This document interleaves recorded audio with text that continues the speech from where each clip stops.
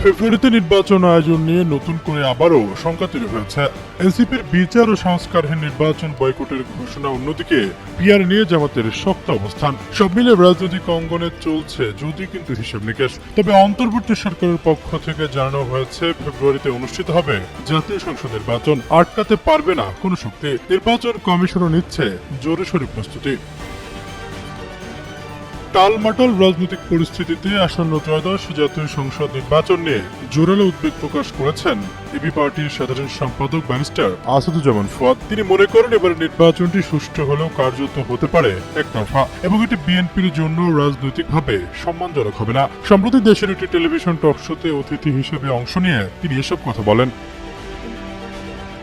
Barrister Fuad বলেন, BNP এখন এমন একটা পর্যায়ে আছে যেখানে নির্বাচনটা কার্যত একতরফা হয়ে যেতে পারে। 1973 আর 1978 সালের নির্বাচন যেভাবে একতরফা হয়েছে, এবারে নির্বাচনও তেমনটা হতে পারে। তবে পার্থক্য হলো এবার নির্বাচনটা হতে পারে অবাধ ও সুষ্ঠু। তার মতে বিএনপি এই মুহূর্তে ইতিহাসে প্রথমবারের মতো এমন অবস্থায় রয়েছে যেখানে বিরোধী দল সব একসাথে হলেও তাদের সঙ্গে প্রতিদ্বন্দ্বিতা করার মতো 100 প্রার্থী নেই। বিএনপির সবচেয়ে বড় চ্যালেঞ্জ হবে বিএনপি নিজেই। ইতিমধ্যে বিদ্রোহী প্রার্থী নিয়ে নিজেদের মধ্যে লড়াই শুরু হয়েছে।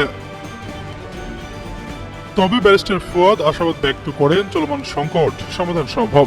যেসব দাবিতে জামায়াত ইসলামী আন্দোলন বাংলাদেশ বা এনসিপি আন্দোলন করছে সেগুলো আসলে বাস্তবায়নযোগ্য। দরকার শুধু কিছুটা স্যাক্রিফাইস এবং দূরদর্শী সিদ্ধান্ত। তিনি সতর্ক করে বলেন, যদি একটি অংশগ্রহণবিহীন নির্বাচন অনুষ্ঠিত হয় তাহলে অন্তর্বর্তীকালীন সরকার এবং বিশেষ করে প্রধান উপদেষ্টা ডক্টর মোহাম্মদ ইউনূস এই দায় নিতে নারাজ হতে পারেন। এমন পরিস্থিতিতে তিনি দায়িত্ব ছেড়ে দিতে পারেন এবং নির্বাচনকালীন একটি সরকার করে বিদায় নিতে পারেন। ফুয়াদের মতে সমস্যার সমাধান না হলে ভবিষ্যতে সবচেয়ে বেশি ক্ষতিগ্রস্ত হবে বিএনপি।